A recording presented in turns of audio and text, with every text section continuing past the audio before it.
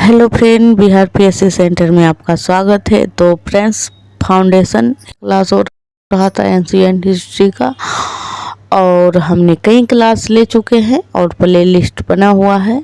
तो आज जो चैप्टर होगा वो हो जाएगा वैदिक काल, यानी कि पाषाण काल। और हड़प्पा सभ्यता हमने कंप्लीट कर दिया है बहुत अच्छे से। तो चलिए आज हम वैदिक काल को शुरू करते हैं। वैदिक काल जो है फ्रेंड्स, पहले हम कुछ जान लेते हैं इसके बारे में, बेसिक सी जानकारियाँ। वैदिक काल जो है 1500 ईसा पूर्व से लेकर 600 ईसा पूर्व तक वैदिक काल को कहा जाता है। और आपने इससे पहले जो हड़प्पा सभ्यता पढ़ा होगा वो था 2500 ईसा पूर्व से लेकर 1750 ईसा पूर्व तक। तो चलिए, कई बार पूछा जा चुका है ये डेट, 1500 ईसा पूर्व से लेकर 600 ईसा पूर्व तक।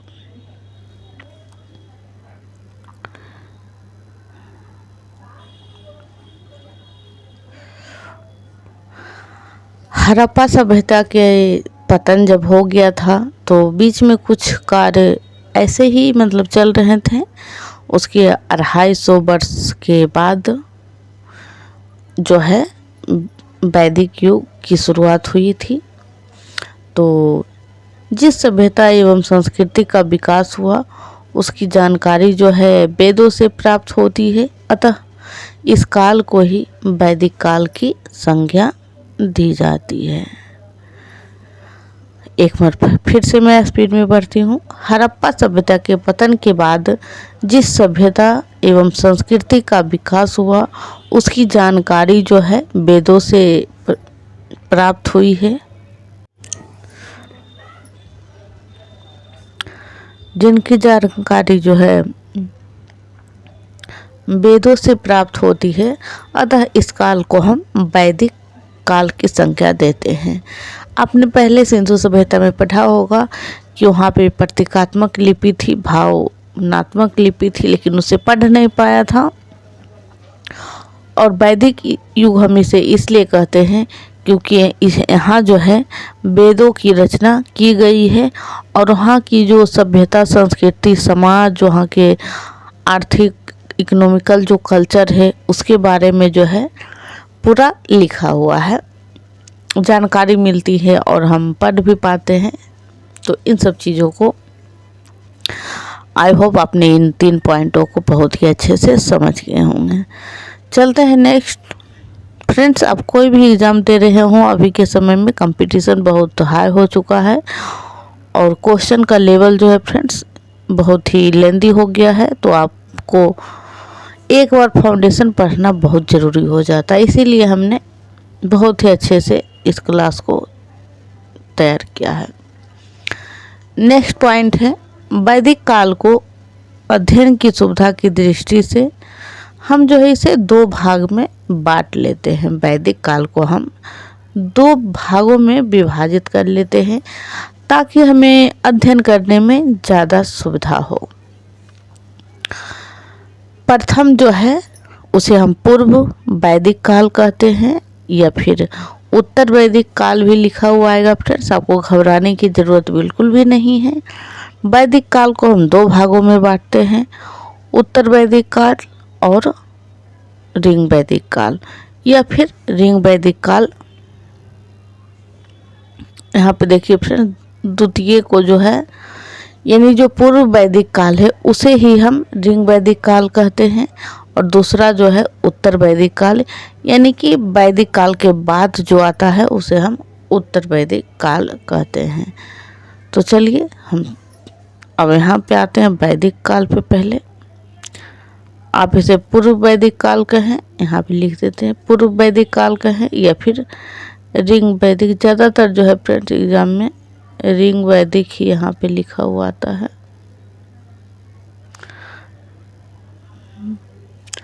फ्रेंड्स, ये जो लिखावट है वो इसलिए सही से नहीं लिखा पाता है क्योंकि जो है क्लास जो है डिजिटल बोर्ड नहीं होने के कारण इस तरह से होता है, टाइप ठीक से नहीं हो पाता है। इसलिए आप राइटिंग को लेकर कोई परेशानी आपको नहीं होनी चाहिए। हम पूरी बातों को बहुत अच्छे से समझा देंगे।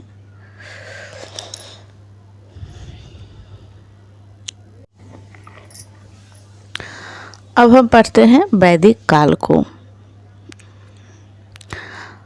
आप लोग कमेंट में ज़रूर लिखिएगा कि वैदिक काल को कितने भागों में बांटा गया है और कौन कौन से थे। एक बार मैं फिर से बता देती हूँ ताकि आपको याद हो जाए। पूर्व वैदिक काल और उत्तर वैदिक काल। पूर्व वैदिक काल को ही हम ऋग वैदिक काल बोलते हैं। तो चलिए, ब्राह्मण साहित्य में वैदिक साहित्य का महत्वपूर्ण स्थान है। इसके अंतर्गत वेद, यहाँ ध्यान दीजिएगा, यहाँ से क्वेश्चन बनते हैं फ्रेंड्स एग्जाम में। वेद, ब्राह्मण, आरण्यक, उपनिषद आते हैं। इसमें जो है ये 4 चीज़ें आते हैं, वेद, ब्राह्मण, आरण्यक एवं उपनिषद। चलते हैं नेक्स्ट। अब हम देख लेते हैं वेद। तो वेद में क्या क्या चीज़ें हैं। अभी हम फ्रेंड्स वैदिक काल में, वैदिक साहित्य में एंट्री किए हैं। अभी हमने वैदिक काल या फिर ऋग वैदिक काल को हमने स्टार्ट नहीं किया है। ये भी थोड़ा कन्फ्यूजन चैप्टर है फ्रेंड्स, बच्चों को दिक्कत देती है, लेकिन फिर भी आपका हिस्ट्री, एंशिएंट हिस्ट्री का भाग है तो आपको पढ़ना पड़ेगा। बात करते हैं हम वेद की। तो वेद जो है वैदिक साहित्य में सबसे महत्वपूर्ण स्थान वेदों का है।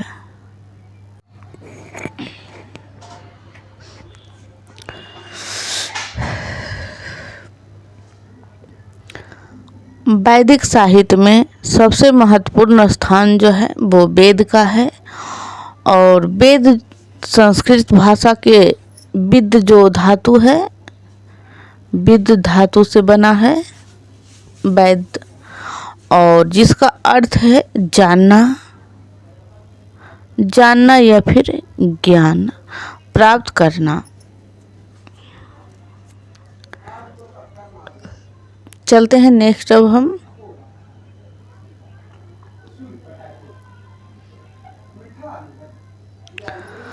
वेदों को संकलित करने का श्रेय जो है कृष्ण द्वैपायन को है, और इसलिए इन्हें वेद व्यास के नाम से भी जाना जाता है। तो वेद के जो वेदों को जो संकलित किया है वो कौन थे? तो वो थे कृष्ण द्वैपायन, और इसीलिए जो है इन्हें वेद व्यास कहा जाता है। तो आप लोग नोट जरूर बना लीजिएगा। वेद की रचना किसने किया था? तो वेद व्यास ने किया था। और प्रथम 3 वेद को हम, ये एग्जाम में फ्रेंड्स पूछ चुका है कि वेद त्रय में कौन कौन से वेद आते हैं। तो वेद त्रय में जो है फ्रेंड्स 3 वेद आते हैं। वो वेद हैं, यहाँ पे देख सकते हैं आप, ऋग्वेद, यजुर्वेद और सामवेद। एक जो अथर्ववेद है वो इसमें नहीं आते हैं, वो जो है बाद में उसको संकलित किया गया था। और अथर्ववेद जो है फ्रेंड्स उसमें जो है आयुर्वेद यानी कि जड़ी बूटी, जादू टोने इत्यादि से संबंधित है। हम सभी वेद के बारे में बताएंगे कि इसमें क्या चीज़ें लिखा हुआ है। तो चलिए, तो प्रथम 3 वेद को हम क्या बोलते हैं? ये क्वेश्चन बन चुका है फ्रेंड्स। अगर वैदिक काल से अगर क्वेश्चन पूछता है फ्रेंड्स, अगर आप इस क्लास को कम्प्लीटली देखते हैं, रिवीजन करते हैं, तो इससे बाहर नहीं जाने वाला है। तो वेद त्रयी में 3 वेद आते हैं, ऋग्वेद, यजुर्वेद एवं सामवेद। वेद के रचनाकार कौन थे? तो वेद व्यास थे। वेद को कितने भागों में विभाजित किया गया था? 2 भागों में, ऋग वैदिक काल और उत्तर वैदिक काल। इतने सारे पॉइंट आपको वेद से कैसे क्वेश्चन बनता है फ्रेंड्स इस चैप्टर से? तो पूछा जाता है कि वैदिक युग के बारे में कौन से कथन सत्य हैं? तो ऐसा ऑप्शन में ये मिलेगा आपको कि वेद की रचना वेद व्यास ने किया, वेद की रचना द्रोणाचार्य ने किया, वेद त्रयी के अंतर्गत कितने वेद आते हैं, इस प्रकार से क्वेश्चन बनता है फ्रेंड्स। चलते हैं नेक्स्ट।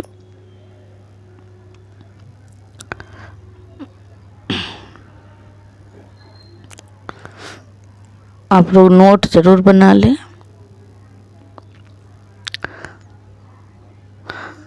हम वेद के बारे में पढ़ रहे हैं। तो वेदों की जो संख्या है टोटल 4 हैं। कौन कौन से हैं?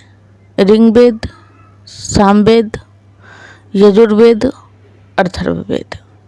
तो पहला जो यहाँ पे लिखा हुआ है ऋग्वेद, हम इसी को पढ़ेंगे पहले कि ऋग्वेद में क्या क्या चीज़ें हैं, इसके ऋषि कौन हैं, इनके कोई और उपबुक भी हैं। तो इस प्रकार से बहुत ही इम्पोर्टेंट हो जाता है फ्रेंड्स चैप्टर के। आप लोग नोट बना लें। तो यह सबसे जो है प्राचीनतम वेद है। अगर आपसे पूछा जाए कि सबसे प्राचीनतम वेद कौन सा है, तो सबसे प्राचीनतम वेद यही है। और सबसे विशाल वेद भी यही है, ऋग्वेद। जहाँ जहाँ हम अंडरलाइन करते हैं आप ऋग्वेद लिखें और उसके नीचे आप इन चीज़ों को लिख दें। ऋचाओं से युक्त होने के कारण इसे ऋग्वेद कहा गया है। ऋचाओं से युक्त होने के कारण इसे ऋग्वेद कहा गया है। यानी कि ऋचाओं का मतलब कि इसमें जो है ऋग्वेद में जो लिखा हुआ है वो प्रार्थना लिखा हुआ है, मंत्र लिखा हुआ है इसमें। ऋग्वेद में कुल 10 मंडल हैं और ये भी पूछा गया है कितने मंडल है, कितने भाग हैं। तो इसमें टोटल 10 मंडल हैं ऋग्वेद में, और जिनमें मंडल नंबर 2 से लेकर 7 सबसे प्राचीन है। ये भी पूछा जा चुका है फ्रेंड्स, आपको भी यकीन नहीं होगा, लेकिन आप लोग प्रीवियस वीडियो नहीं फ्रेंड्स, प्रीवियस जो पेपर हैं बीपीएससी का या फिर एनटीपीसी का, उसका देखें। 2 से लेकर हमें एग्जैक्ट पता नहीं होता है फ्रेंड्स कि किस ईयर में पूछा गया है, लेकिन हमने प्रीवियस पेपर जब पढ़ा था तो ये सब क्वेश्चन को हमने पढ़ा था वहाँ पे। 2 से लेकर जो 7 तक के हैं वो सबसे प्राचीन हैं, और पहला जो है फ्रेंड्स और पीछे के 3 वो बाद में लिखा गया है। चलते हैं नेक्स्ट।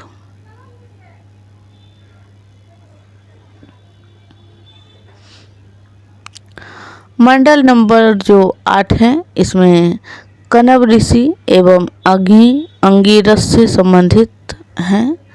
यानी जो मंडल 8, टोटल हमने कितना मंडल बताया था? 10 मंडल बताया था। तो उसमें जो नंबर 8 वाला है मंडल, उसमें कण्व ऋषि और अंगिरस से संबंधित जो भी है वो लिखा हुआ है। मंडल 9 ये पूछा गया है, ये पूछा हुआ क्वेश्चन है फ्रेंड्स कि सोमदेव से संबंधित है 9वां मंडल। नेक्स्ट मंडल नंबर 1 से लेकर 10 तक सबसे नवीन है। इन्हें हमने बोला था जो सबसे प्राचीन है वो 2 से लेकर 7 तक प्राचीन है। पीएम मैं यहाँ पे लिख देती फ्रेंड्स, आप समझ सकते हैं कि हमने बताया था आपको कि लिखने में छोटा छोटा यहाँ पे नहीं हो पाता है। और 1 से लेकर जो बाद के बच गया है 1 से लेकर फ्रेंड्स यहाँ पे अच्छे से नहीं लिखा हुआ है, डायरेक्ट 1 से 10 दे दिया है। 8, 9 और 10 ये जो है नवीन है। हमने इस पॉइंट को बहुत ही अच्छे से आपको समझा दिए हैं। प्रत्येक मंडल अनेक सूक्तों में विभक्त है। यानी मंडल जो हैं, ऊपर करते हैं थोड़ा सा, ये पीपीटी में लिखा हुआ ज़रूर है फ्रेंड्स, लेकिन आपको हम अपने भाषा में बहुत ही आसानी से समझाएंगे। इसलिए आप पहला अगर 2 क्लास नहीं देखे हैं तो आप लोग ज़रूर देखें, अगर आप लोग सीरियस में पढ़ने वाले स्टूडेंट हैं तो प्रत्येक मंडल अनेक सूक्तों में विभक्त है। ऋग्वेद में मूल रूप से 1017 सूक्त हैं। मंडल कितने पूछा जाएगा? ऋग्वेद में कितने मंडल हैं? तो 10 मंडल हैं। ऋग्वेद में कितने सूक्त हैं, तो 1017 सूक्त हैं। लेकिन बाद में इसमें जो है 11 सूक्त को परिशिष्ट रूप में जोड़े गए हैं, जिन्हें बाल खिल सूक्त कहा जाता है। और इस तरह ऋग्वेद में कुल सूक्तों की संख्या अब जो है वर्तमान में वो 1028 हो गया है। ये भी आपसे पूछा जा सकता है कि बाद में इसमें कितना जोड़ा गया, तो 11 सूक्त को है बाद में जोड़ा गया था, और अब जो टोटल है 1028 हो जाती है। क्लास अच्छा लग रहा हो फ्रेंड्स तो आप अपना कर्तव्य ना भूलें, वीडियो को लाइक करें और चैनल को सब्सक्राइब करें, वीडियो को ज़्यादा से ज़्यादा लोगों तक पहुंचाएं फ्रेंड्स, ताकि और भी लोग जुड़ सके। और लाइक करना तो बिल्कुल भी ना भूलिए, ताकि इससे हमें पता चलता है फ्रेंड्स कि आप लोगों को क्लास समझ में आता है, तभी कोई लाइक करता है। तो इससे हमें मोटिवेशन भी मिल पाता है फ्रेंड्स कि हम और अच्छे से अच्छे वीडियो को बना सकें।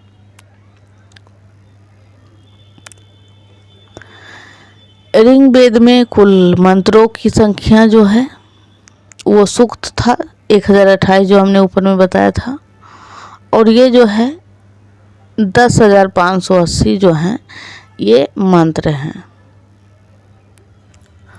और इसमें 118 मंत्र दोहराए गए हैं, और मूल मंत्रों की जो संख्या है यानी 118 जो दोहराया गया है उसे माइनस कर दिया गया है, और टोटल 10,462 है।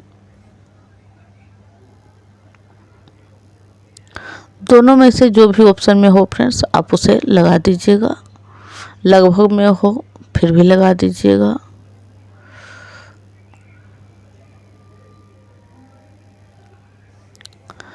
अब हम ऋग्वेद को हमने कंप्लीट किया है। अब हम चलते हैं दूसरा यजुर्वेद पे। टोटल 4 वेद हैं, ध्यान रखिएगा। हम बार बार इसीलिए बोलते हैं ताकि आपको याद हो जाए क्लास में ही। और हमने सामान्य हिंदी का भी क्लास ले रहे हैं, तो आप उसे ज़रूर देखें, वो भी बहुत ही अच्छे से अभी संज्ञा हुआ है, तो बहुत ही अच्छे से हमने समझाया है ताकि आपको क्लास में ही याद हो जाए। तो हम फिर से बोलते हैं, वेद 4 प्रकार के हैं, ऋग्वेद, यजुर्वेद, सामवेद, अथर्ववेद। तो अब हम बात करते हैं दूसरे नंबर के जो वेद हैं उसका, यजुर्वेद। यजुर का मतलब क्या होता है? यज्ञ, अर्थात यज्ञ से संबंधित होने के कारण इसे यजुर्वेद कहा गया है। इसमें जो जानकारी मिलती है हमें यज्ञ के बारे में कि कौन से राजा यज्ञ कराएं, किस प्रकार से होता है, कैसे होता है, यानी यज्ञ के जो विधि विधान है वो इसमें संकलित किया गया है। यजुर्वेद की 2 शाखाएं हैं, पहला जो है कृष्ण यजुर्वेद है, और दूसरा जो है यह कृष्ण यजुर्वेद जो है यह गद्य एवं पद्य दोनों में रचा गया है। ये एकमात्र ऐसा वेद है फ्रेंड्स जिसे गद्य, ये क्वेश्चन पूछा जा चुका है कि जिस पॉइंट को अंडरलाइन किए वो बहुत ही इम्पोर्टेंट है। तो यह जो है गद्य बीपीएससी में आया था फ्रेंड्स 69th में, शायद हमको एग्जैक्ट पता नहीं है, लेकिन हमने देखा था कि कौन सा वेद जो है जिसे गद्य और पद्य दोनों में लिखा गया है, तो वो है यजुर्वेद। आप लोगों को हम बहुत ही क्लियरिटी के साथ पढ़ा रहे हैं फ्रेंड्स, ताकि हमने जो दिक्कतें वहाँ पे की शायद आप लोगों से ना हो, इसीलिए हम क्लियर कर देते हैं कि एकमात्र वेद है यजुर्वेद जिसे गद्य और पद्य दोनों में रचा गया है। पहला जो है सूक्त यजुर्वेद है। अब हम बात करते हैं दूसरा जो है शुक्ल यजुर्वेद है। पहला कृष्ण यजुर्वेद था, तो शुक्ल यजुर्वेद जो है यह केवल पद में लिखा गया है। कृष्ण यजुर्वेद को 2 में गद्य और पद, और शुक्ल जो है उसे केवल पद में। इसे ही वाजसनेयी संहिता के नाम से भी वाजसनेयी संहिता के नाम से भी जाना जाता है। और चलते हैं नेक्स्ट। तीसरा जो है वो सामवेद है। इनके बारे में सभी जानकारी आपको मिलेगी फ्रेंड्स, आपको टेंशन लेने की ज़रूरत नहीं है। सामवेद को किसने संकलित किया, इनके गुरु कौन है, मतलब गुरु नहीं, मतलब इनके लेखक जो होते हैं, ऋषि जो कहलाते हैं, तो आपको सारी जानकारी हम नीचे में धीरे धीरे देंगे। सामवेद, हम तीसरा वेद में आ चुके हैं। सामवेद अर्थात जो है गायन से संबंधित है और होने के कारण इसका नाम जो है सामवेद पड़ा है।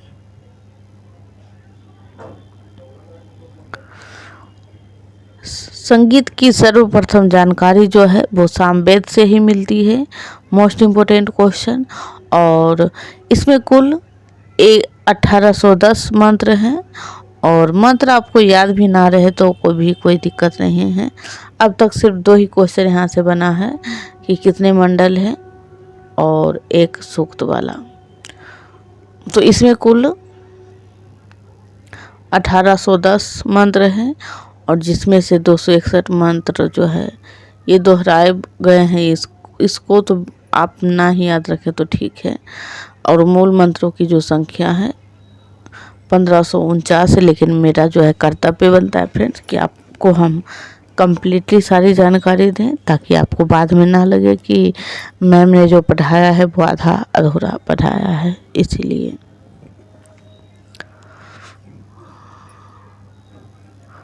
अब नेक्स्ट जो है अथर्ववेद है। अथर्ववेद अथर्वा ऋषि के नाम पर इस वेद का नाम जो है अथर्ववेद पड़ा। और इसमें भूत प्रेत, जादू टोना, रोग निवारक, शत्रु दमन, मेल मिलाप, विवाह, आशीर्वाद सूचक मंत्र दिए गए हैं। और अथर्ववेद में जो है कुल 20 अध्याय हैं। सिर्फ आप अध्याय को ध्यान में रखिएगा। अथर्ववेद में कुल 20 अध्याय हैं और इसमें जो है 731 सूक्त हैं एवं 5987 मंत्र हैं।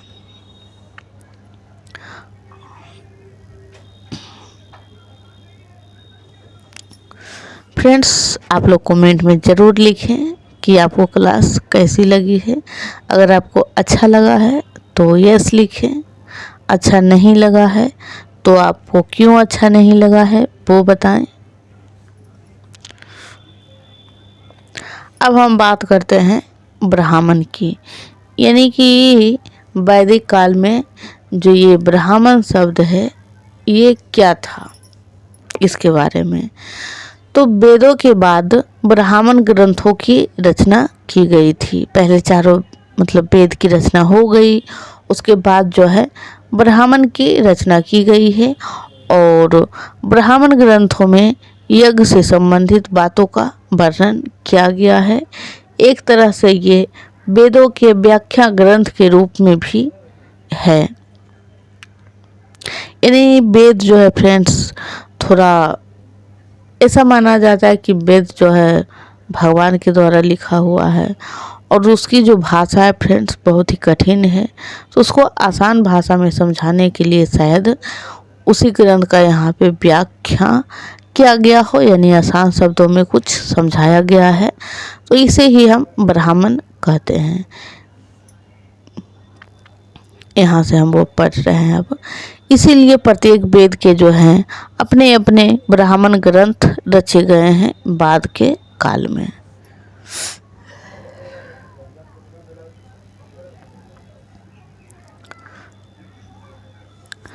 यजुर्वेद का महत्वपूर्ण ब्राह्मण ग्रंथ जो है शतपथ ब्राह्मण है। ये पॉइंट आपके लिए बहुत ही इम्पोर्टेंट है फ्रेंड्स, क्योंकि हमने कई एग्ज़ाम दिया है फ्रेंड्स और हमें पूरा अनुभव है, नॉलेज भी है हर किसी प्रकार के एग्ज़ाम का। और इसीलिए हमें लगता है कि कहाँ कहाँ से क्वेश्चन वहीं से एग्ज़ाम में बनता है फ्रेंड्स, जिसकी कोई क्वालिटी हो, जिसकी कोई विशेषता हो, वहीं से बनता है। ना कि कुछ भी पूछ लिया जाए, ऐसा नहीं होता है एग्ज़ाम में। जी का तो अथाह है लेकिन सभी को नहीं पूछा जाता है। यजुर्वेद का जो महत्वपूर्ण ब्राह्मण ग्रंथ है वो है शतपथ ब्राह्मण,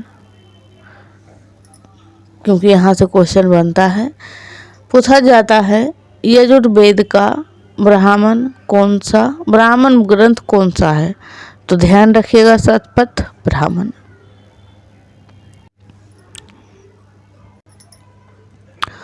और जिसकी जो रचना है वो याज्ञवल्क्य ऋषि के द्वारा किया गया है। किसके द्वारा किया गया है? याज्ञवल्क्य। ब्राह्मण, यजुर्वेद के ब्राह्मण ग्रंथ जो उसका नाम याद रखें और इनके जो लेखक हैं उनका नाम याद रखें। नेक्स्ट है 100 अध्याय होने के कारण इसका नाम जो है शतपथ ब्राह्मण पड़ा है। यानी कि जब लिखा जा रहा था बुक, तो लिखते लिखते जो है फ्रेंड्स 100 अध्याय पूरा गया था और कंप्लीट भी हो गया था, तो इसीलिए इसका नाम जो है शतपथ ब्राह्मण रख दिया। और इनके जो ऋषि हो जाएंगे वो हो जाएंगे याज्ञ। आप कैसे याद कर सकते हैं वो भी आपको बता देते। हमने बताया है फ्रेंड्स आपको कि कोई भी विषय आप हमसे पढ़ें 80% जो है आपको क्लास में हम याद करा देंगे। यहाँ पे लिखा हुआ है यजुर्वेद। यजुर्वेद, इसके आगे यो है और इनके जो ऋषि हैं इनके आगे भी फ्रेंड्स यहाँ पे यो है, आप देख सकते हैं यो है। तो तो याज्ञवल्क्य आपको याद हो जाएगा। याद ना भी हो लेकिन एग्जाम में आप अगर पूछेगा तो जरूर टिक कर दीजिएगा। चलते हैं नेक्स्ट। इसमें जल प्रलय की कथा, पूर्वा उर्वशी आख्यान तथा असीनों द्वारा चैन ऋषि को यौवन दान की कथा है। तो इन सब बातों को आप ध्यान उतना ना रखें, बस ये 2 चीज़ आप बिल्कुल भी ना भूलिएगा, इसको आप लिख लें। ये सारे गोल्डन पॉइंट हैं।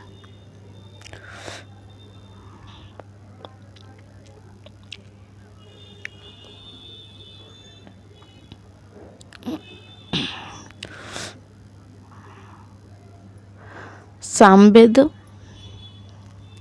हमने यजुर्वेद की बातें कर ली, अब हम सामवेद पे चलते हैं।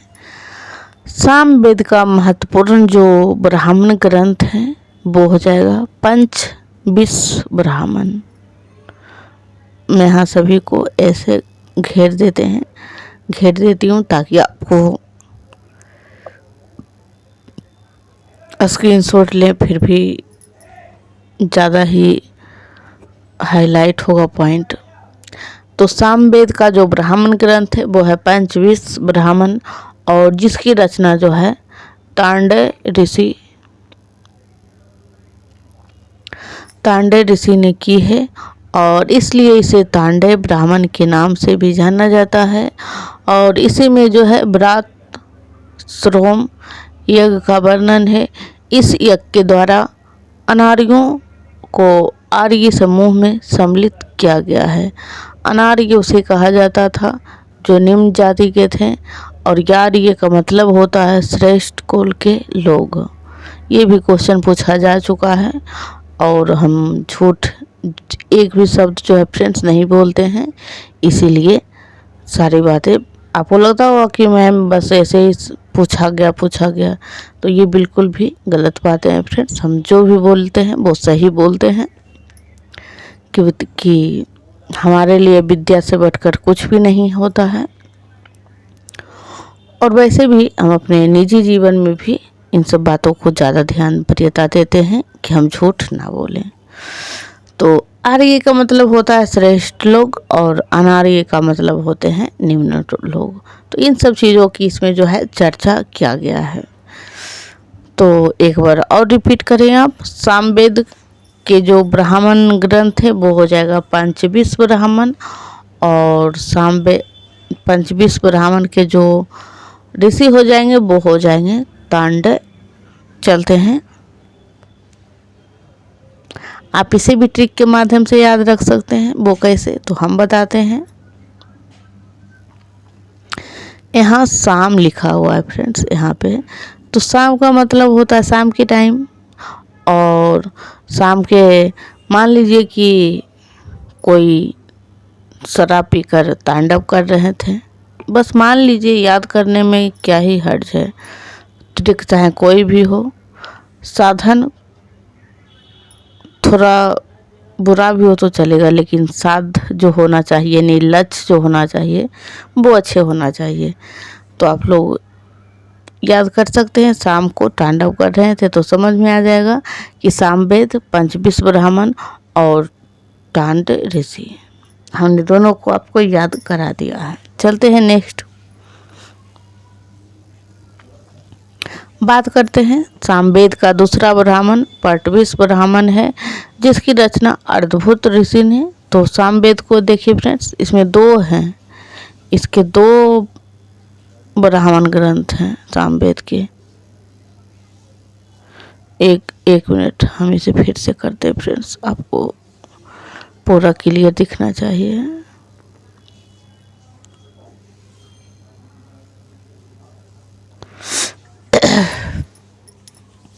तो सामवेद का जो है दो ब्राह्मण ग्रंथ है, एक हमने ऊपर बताया और दूसरा जो है वो हो जाएगा पर्टविश ब्राह्मण, और जिसके रचना जो कार जो है वो है अर्धभूत ऋषि, और इसलिए इसे अर्धभूत ब्राह्मण के नाम से भी जाना जाता है। इसमें अकाल, भूकंप जैसी प्राकृतिक आपदाओं से मुक्ति के बारे में बताया गया है। तो इसे भी आप वैसे ही याद रख सकते हैं। शाम के टाइम हमने, छठ का मतलब होता है छह, छठ का मतलब क्या होता है छह, तो शाम के टाइम में हमने छह अर्धभूत ऋषि को हमने देखा, तो याद हो जाएगा फ्रेंड्स। चलते हैं नेक्स्ट पॉइंट पे।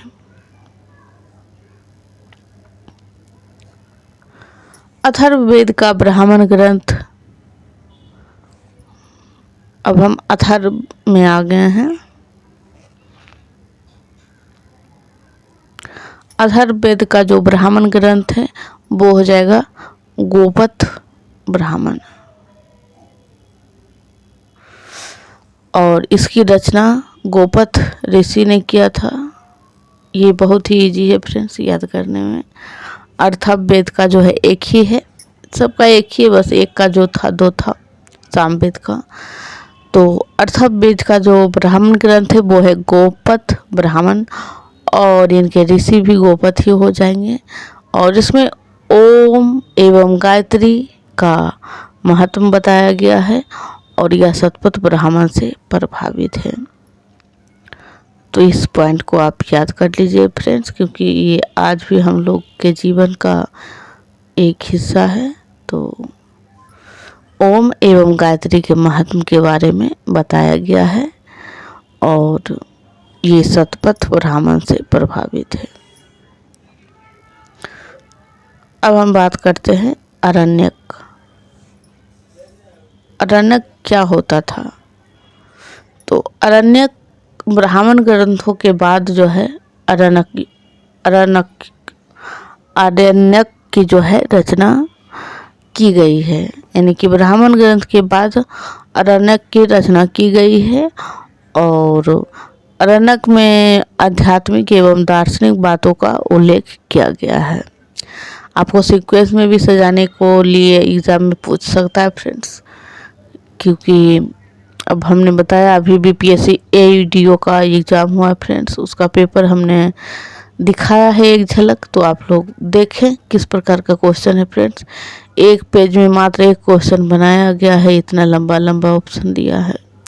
तो इसीलिए अगर आप बेसिक नहीं जानेंगे फ्रेंड्स पूरी बातें कोई भी चैप्टर से संबंधित, तो आप क्वेश्चन ना बना पाएंगे एग्ज़ाम में। इसीलिए आप वन लाइनर को तभी पढ़ें जब आप बेसिक से एक बार क्लास ले चुके हैं तभी,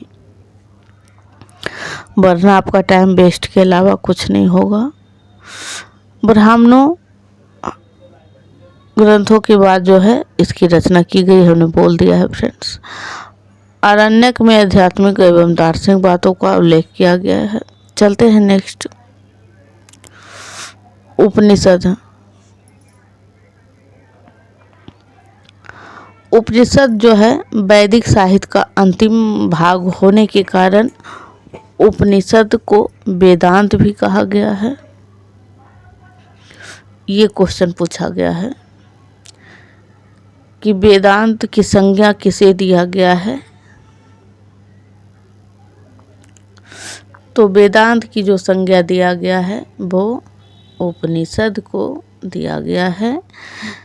उपनिषद को वेदांत कहा जाता है। उपनिषद में आध्यात्मिक एवं दार्शनिक बातों का चरमोत्कर्ष है।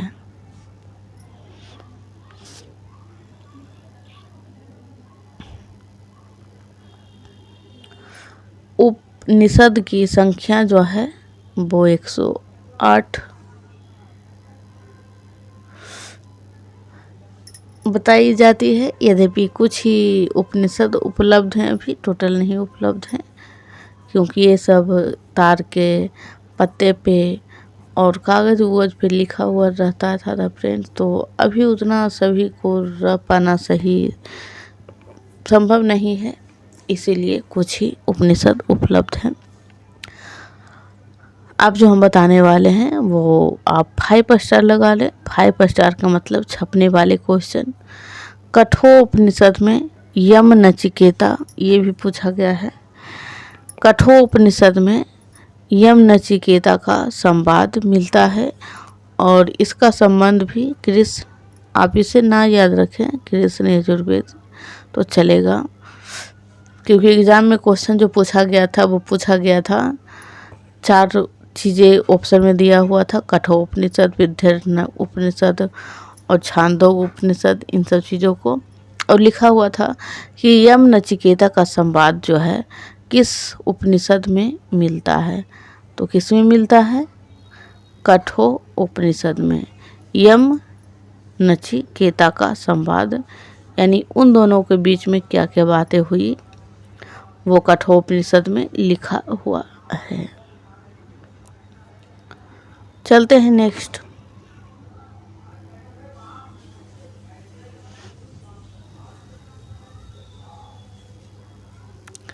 बृहदारण्यक उपनिषद सबसे प्राचीन उपनिषद है। Most important point friends, Brihadaranyaka Upanishad जो है सबसे प्राचीन उपनिषद है और इसी में जो है राजा जनक के दरबार में याज्ञवल्क्य एवं गार्गी के बीच हुए शास्त्रार्थ का वर्णन है और इसका संबंध शुक्ल यजुर्वेद से है। हमने आपको ऊपर में बताया था, शुक्ल यजुर्वेद हम उसे कहते हैं जिसे सिर्फ पद में लिखा गया हो, और कृष्ण वाला जो था यजुर्वेद वो गद्य और पद दोनों भाषाओं में लिखा गया है।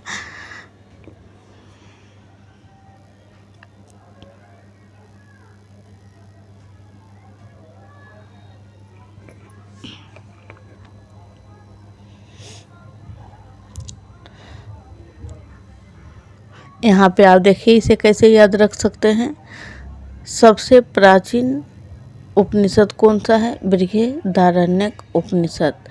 तो जो सबसे बड़ा होता है, यहाँ बृह का मतलब होता है बड़ा, तो बड़ा सेंस आ रहा है फ्रेंड्स, कम्प्लीटली बड़ा होता नहीं है। बृह मतलब बड़ा, तो जो बड़ा होता है वो सबसे पहले जन्म लेता है और वो पहले लेता है, इसका मतलब वो प्राचीन है। तो इस टाइप से आप इसे याद रख सकते हैं। पूछा जाएगा सबसे प्राचीन उपनिषद कौन सा है, तो बृहदारण्यक उपनिषद।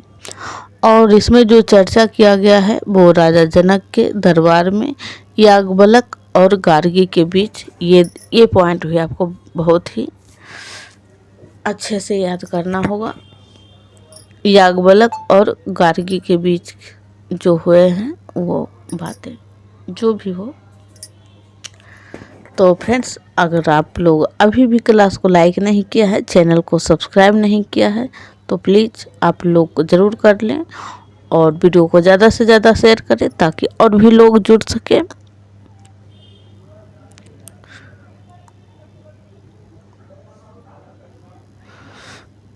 और फ्रेंड्स, एक बात और बताना था आपको, मॉडर्न हिस्ट्री का जो है 15 मिनट में 30 MCQ करवाया जा रहा है, तो आप लोग MCQ को ज़रूर लगाएं।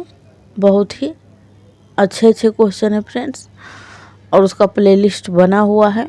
आपको इस चैनल पे फ्रेंड्स सारी चीज़ें मिल जाएंगी। आपको कोई भी ऐसा चीज़ नहीं है जो कि आपको इधर उधर जाना पड़े। मैथ और रीजनिंग नहीं हो रहा है, लेकिन वो भी सोच रहे हैं, तो चलिए। तो आज जो है फ्रेंड्स हम क्लास को यहीं रोकते हैं, फिर हम कल से कंटिन्यू करेंगे।